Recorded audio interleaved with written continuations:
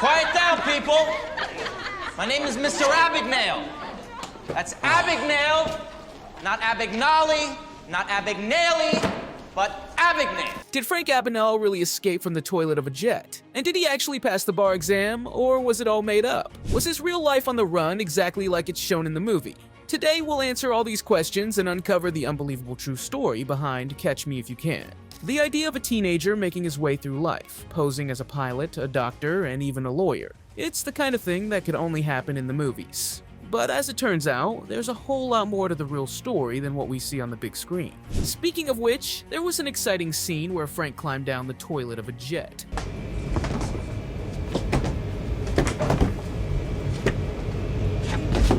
So, did Frank really escape a VC-10 jetliner by removing the toilet and climbing down beneath it? No, that's one of the more dramatic scenes that was invented for the movie. According to aviation experts, it would have been physically impossible for Frank to actually pull off an escape like that. The airplane's toilet system is completely sealed off from the rest of the aircraft, and even if he managed to remove the toilet, he'd have to squeeze through a pipe that's only about 4 inches in diameter. Not exactly an easy feat, even for someone as nimble as Leonardo DiCaprio. So, did Frank Abagnale really escape from the plane at all? Yes, Abagnale did manage to pull off a real-life plane escape, just not in quite the same way. He actually slipped away through the aircraft's kitchen gallery, taking advantage of his knowledge of planes from his time posing as a pilot. It's a much less cinematic getaway than crawling through the plumbing, but I guess it gets the job done. The screenwriters clearly wanted to ramp up the suspense and drama for that particular scene. But the truth is, Abagnale was probably just smart enough to know that trying to escape through the toilet would have been physically impossible. Was Frank Abagnale's father really proud of his son's crimes? No, in the movie, Frank Abagnale Sr., played by Christopher Walken, is depicted as a father figure who encourages his son's scamming skills. But in reality, Frank's relationship with his dad was much more strained. According to reports, Abagnale never saw his father again after running away from home at 16. When Frank's parents divorced, he actually started using his father's credit cards to commit fraud, which led to his father trying to enroll him in a school for wayward boys. Definitely not the supportive, understanding dad we see in the movie. So, did this dad have any other children? Was Frank Abagnale really an only child? Nope, that's another change the filmmakers made for dramatic effect. Your father and I are getting a divorce. Ne t'inquiète pas, je suis là. Nothing's gonna change. We're still gonna see each other. Stop it. In reality, Frank was one of 4 children, with 2 brothers and a sister. Depicting him as an only child allowed the movie to really hone in on the emotional impact of his parents' divorce, but it's not an accurate representation of his family.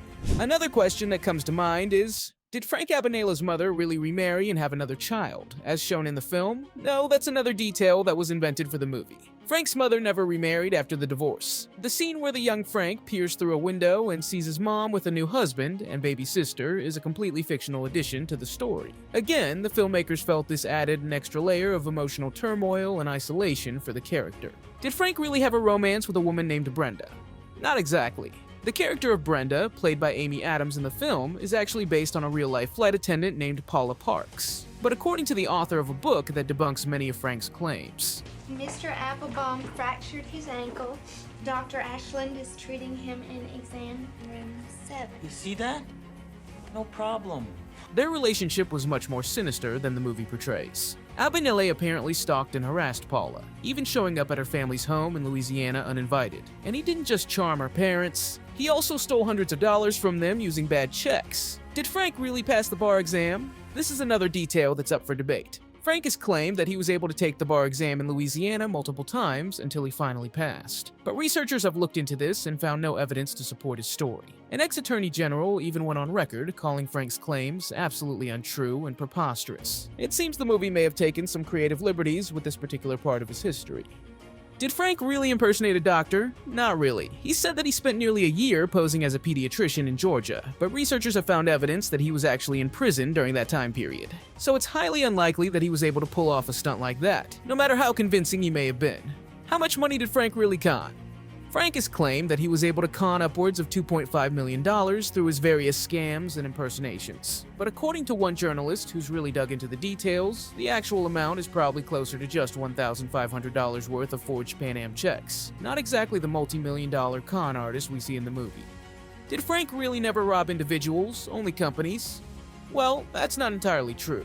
Frank has long maintained that he never stole directly from individuals, only from big corporations and institutions. But evidence has been found that Frank did in fact rip off regular people, including the family of that flight attendant he supposedly romanced. So it seems his moral code wasn't quite as strict as he's led us to believe.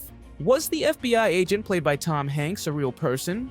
Not exactly. The character of Carl Hanratty, played by Hanks in the film, is actually a composite of several different FBI agents who were involved in the hunt for Frank. The real-life agent who seems to have been the closest inspiration is Joseph Shea, who was the head of the investigative team chasing Frank. But Hanratty himself was a fictionalized creation for the movie.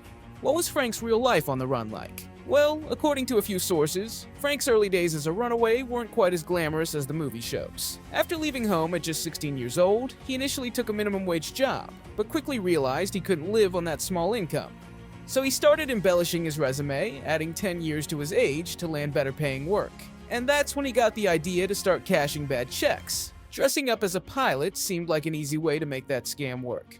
The film sort of glosses over this early period, jumping right into Frank's elaborate impersonations. But in reality, it seems he started small, testing the waters with check fraud before moving on to more audacious cons. Before we move on to the next question, make sure to subscribe and turn on notifications. So, did Frank also impersonate any other professions? This is another one of Frank's claimed exploits that didn't make it into the film. Apparently, he also pretended to be a sociology professor at Brigham Young University for a time. He forged a transcript from Columbia University to land the job, and managed to teach a 90-minute course to over 100 students before his move was discovered. However, the university itself has no record of Frank ever being on staff there. So it's possible this was just another tale he told, or perhaps he was only a teacher's aide rather than a full-fledged professor. Either way, it seems the movie opted to focus on the more glamorous impersonations, rather than this lesser-known chapter of his criminal history. Here's an interesting one. Did Frank have a cameo in the film? Yes, believe it or not, the real-life Frank Abagnale actually did make a cameo appearance. According to Frank himself, the filmmakers insisted that he be in the movie, even though he didn't really want to do it. They ended up disguising him as a French police officer in one of the final scenes, complete with a shaved head and a big coat. So, after living one hell of a life, what is Frank doing today? After serving time in prison, Frank founded a company called Abagnale & Associates, which advises businesses on fraud prevention and detection. Ironic. He now works primarily as a lecturer and consultant, sharing his expertise on scams and white-collar crimes. Frank argues that his personal experience as a former con artist makes him uniquely qualified to help companies combat fraud. In his own words, "I'm the guy who actually did this, lived that life, telling people from my point of view how these people work, how these crimes are committed." What are your thoughts on the movie now that you know all the facts? Let us know in the comments below. And don't forget to check out other videos from the channel for more movie analyses. How did you cheat on the bar exam in Louisiana?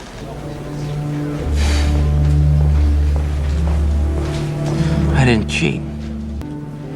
I studied for 2 weeks and I passed.